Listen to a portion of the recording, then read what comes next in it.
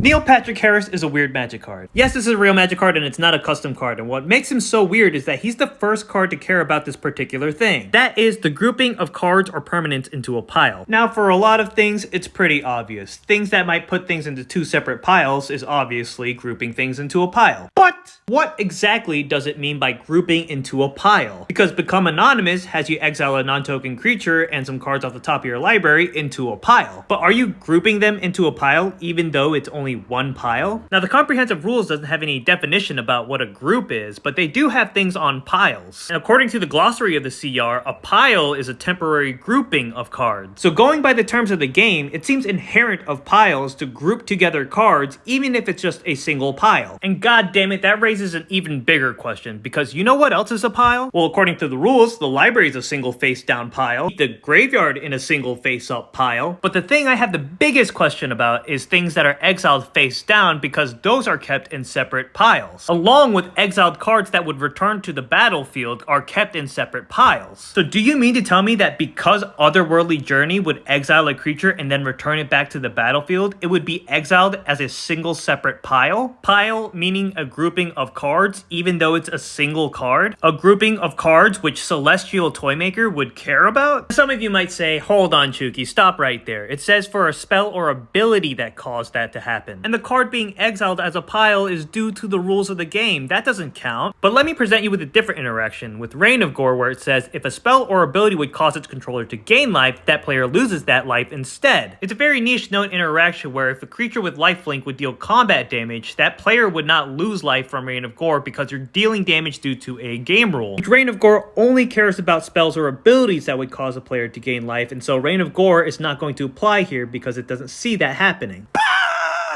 If that lifelinking creature were to deal damage because a spell or ability told it to deal damage, then it would be dealing damage due to a spell or an ability. So if that creature fights, that creature deals damage due to a spell or ability, and it was the spell or ability dealing that damage that caused you to gain that life. And in that scenario, Reign of Gore will cause that player to lose life. Now, just like in that other example where the spell caused the creature to deal damage, which caused you to gain life, therefore that spell caused you to gain life, Otherworldly Journey is exiling that creature, which makes it exiled into a pile, which means the spell caused the creature to get exiled into a pile, which means that single card was grouped into a single pile. And because a spell caused a card to be grouped into a pile, the Celestial Toymaker should trigger, technically. I've been wanting to make this video for a while, but I don't have a solid answer for this. I don't know if that's how it actually works or if we need some more clarity on it. I mean, clearly the intention of this card was to work with effects like this, but would we be able to build it with things like this?